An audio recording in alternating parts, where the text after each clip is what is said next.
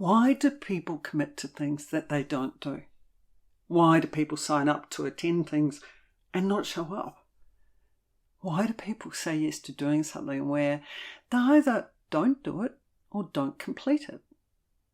Why do people say they're coming to visit and stay with you and they never do, and you never hear about it again? And why do people commit to contacting you, whether it's the next week or sometime in the future, but you never hear from them? And why do people make promises to you they don't keep? Okay, in the scheme of things, so someone signs up for an activity, they forget about it and they don't show up. Or the person that says yes, well, they overextend themselves and so they can't do what they said yes to. Or the person who was going to come and stay, well, it was a great idea at the time and they had all good intentions to visit. Then the person who was going to contact you, they got busy and forgot and life got in the way. And that promise that person made, they forget they even made it. Reasons that are all very valid for why people do not do what they say they will do. But are they really valid reasons? No, they're not. Especially when they impact the other person or people. Especially when the person did not fulfill the responsibility they chose and committed to. Especially when the person did nothing to take responsibility, consider and be respectful of the other person or people who they made these commitments to. Which is why these reasons just become excuses and justifications, as it is the person avoiding taking responsibility for what they committed to. Then, for those of you that do what I do, I even check in with the person to ask them if they're still okay about doing what they said they would do. I even give them an out by saying it's okay if you don't do it, by saying it's okay if the timing's not right or if it's not right for you to do it, but they still stick with what they originally committed to. These are examples of how human beings are fundamentally flawed. And yes, flawed because these are not the right thing to do.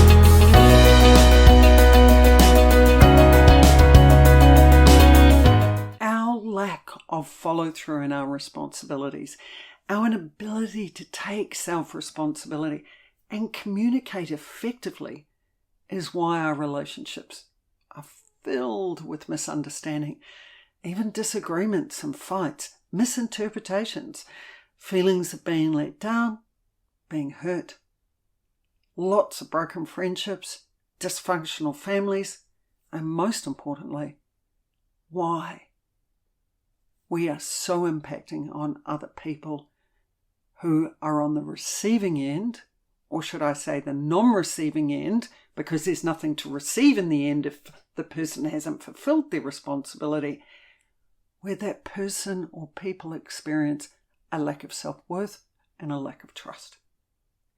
Each of these behaviours are not okay when they involve impacting other people. How do you feel when you organise an occasion or activity that a person that has RSVP'd to, you allocate time and resources only to have the person or people not show up? Let alone being reliant on the work of the person who said yes to what they were going to do. And they haven't completed or started it, and it impacts you because you need what they are to do for you to complete what you are to do. There's a flow-on effect. Then what about when you get excited about the person who's going to visit and stay? You prepared things and you're emotionally invested, only to have them not come and not say a word about it. You sit eagerly waiting for the person who said they would contact you, looking forward to the catch up with them. And then they don't. And you start questioning what's wrong with you, that they did not ring you. Then the person who made promises to you, you are rebuilding or building your trust with them. They make promises of things they'll do and how they'll be. And you are hopeful that things will be different. But they let you down again.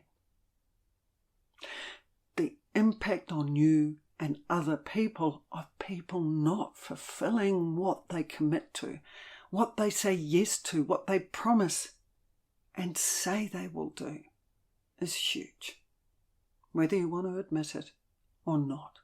As much as you can let go what the person did or not did, or at least that's what you tell yourself, that's what you're doing. Or you say, hey, stuff happens, and you brush it off. The subconscious impacts, let alone the conscious impacts on you of people making commitments to you in some way and them not being fulfilled is significant. Your self-worth, or if it is you not fulfilling your commitments to others, then the self-worth of the people you committed to is the fundamental area that is impacted with every word and action you and others take or not take. The degree of the impact is influenced by the level of emotional attachment you have to the person and the level of influence they have over you. Every action, every word we take and make should come from a place of self-worth and be intended to support the reinforcement, if not the growth of yours and others' self-worth. So where you organise time and resources to provide the activity that others RSVP'd to, yet they did not show up to, well, the impact on you can be frustration and annoyance and even resentment, as well as you potentially having subconscious feelings of not being important enough, being valued, or even good enough. You're left with subconscious questions and even conscious questions of why. Why did they RSVP but not show? And if you do not get an answer to your question, then the chances are you'll answer it based on your own past experiences and beliefs.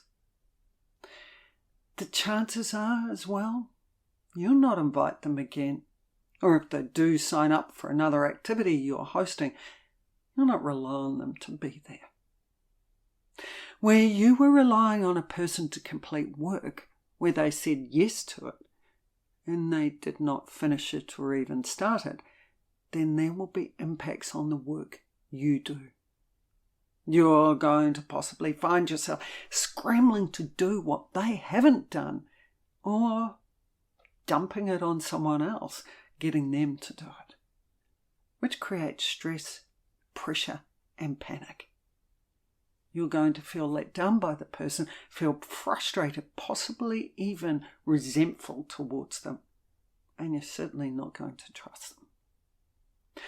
The person who said they would visit you and come and stay with you, that doesn't do that. Well, you learn to distance yourself emotionally from them so that you don't go through the emotional excitement of wanting to see them, to only be let down and plummet to the depths of disappointment, sadness and loss. You may even feel you're not important enough to them and is significant enough for them to come and visit you. Then, having checked your phone a number of times, waiting for the person who said they would ring you, days go by with no contact from them. You go from anticipation to eagerness to have the catch up, to deflation, maybe even justifying as a defense mechanism. I didn't want to talk to them anyway. Truthfully, underneath it all, you're probably questioning your worthiness and believing you were not important enough to them. The person who made you promises to change or do things differently, You feel sad. You feel hurt. And there's a part of you that knew they'd break their promise. Yes, you might get angry at them, but angry at yourself for believing in them. There's a part of you that gives up on what you'd hoped for, and you find yourself emotionally distancing yourself from the person. Why do people not see, hear, and feel the impacts they have on others? We disrespect, dishonour and devalue people when we make commitments we do not fulfill.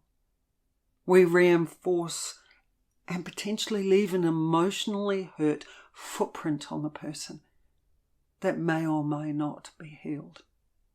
And what is impacting is you let yourself down and diminish your own self-worth and value. But hey, it's your choice in your life to do that to yourself, to treat yourself in this way.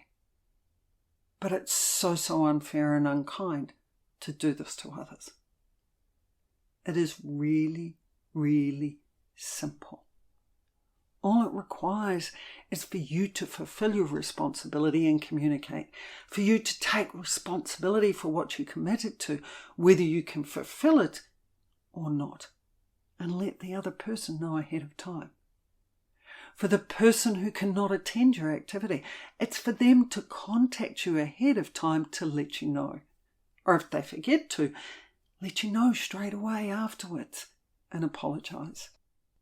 The person who said yes to the work they cannot do or complete, it's about them letting you know immediately that they know that this is the case, so that other arrangements can be made. It's about them being truthful with themselves. The person who said they were coming to visit and stay with you, they just need to either keep you updated as to what's happening or make another commitment. And that is that they will not contact you about it unless they have a booked and definitive date when they know they will be coming to see you. Then the person who said they would contact you the next week or further on in the future, it's just about them letting you know that they won't be and why. Then the person who made the promises to do things differently, all they need to do is take back their promise or ask for help to fulfill it or let you know it's not a priority to them and explain the reason why. Why do we find it so hard to do these very simple, respectful things? We worry about letting people down, but we're already doing that by not communicating with them and not fulfilling what we said we would. We're worried about being judged. Well, guess what? People potentially are going to do that if you do not give them the truth, respect and consideration they deserve. We worry about emotionally upsetting them, but that's already happening as well. We don't want to take responsibility for ourselves and face our truth. Everything we worry about doing to others, we're actually worried of doing it to ourselves if we admit the truth. We're worried about letting ourselves down, about judging ourselves and being emotionally upset, which is what we're already doing. Growth comes from dealing with what is happening and not happening. Growth comes from taking responsibility for everything we say, think, do and question, for every commitment, promise and thing we say yes to. But it's about being aware of the impacts of all of your decisions. Who will be impacted by what you do and don't do? And in what way, and how do you manage that? Don't commit to things you do not want to do. Don't commit to things you do not believe you can do. Don't commit to the things you do not have the time for. And don't commit to things that you will not do. It is okay to do what is right by you, but communicate it and why. It's okay to change your mind, but communicate it if it impacts others and communicate why. It's okay to not do things you committed to. But if it impacts others, make sure you communicate this and why. If others choose not to accept what you communicate, and you have fulfilled your responsibility of keeping them informed and explaining why, then that is their issue, not yours, because you fulfilled what you were responsible for.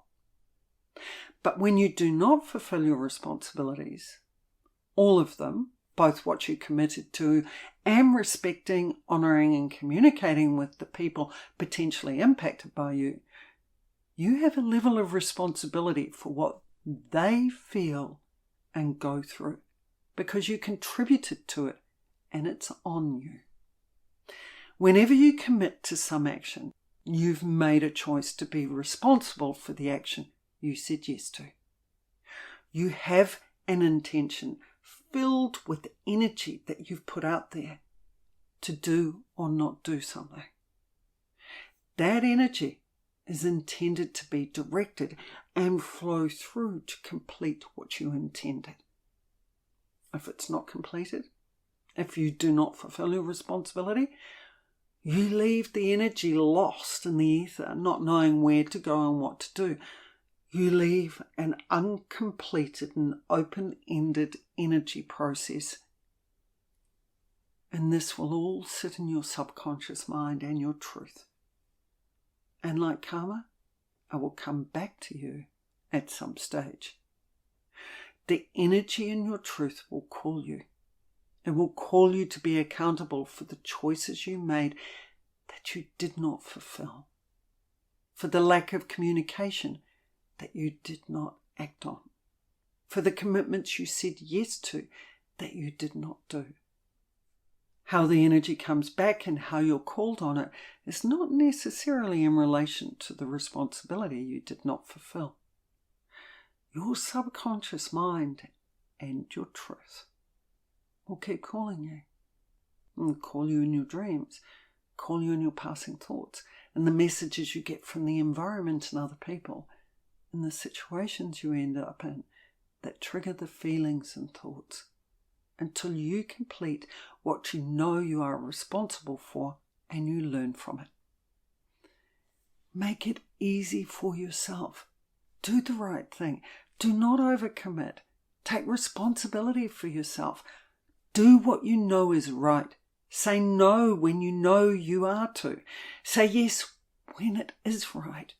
Keep people informed and communicate with them and give them the truth and the true reasons.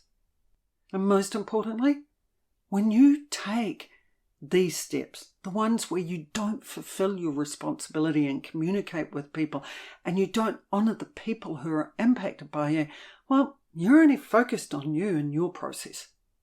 It's all about you. Instead, step out of this. Consider other people and their process, especially the people who will be impacted by you. What are they going to think and feel? How's it going to affect them? What you do and don't do, how you honour, value and respect them, is a reflection of how you honour, value and respect yourself. This is one of the many steps all of us can take to create more meaningful, honouring, considerate and caring relationships. And it really is very simple and easy. Be self-responsible, take responsibility for yourself, fulfill your responsibilities, and if you can't, communicate. Communicate that you can't and why, and do it well ahead of time.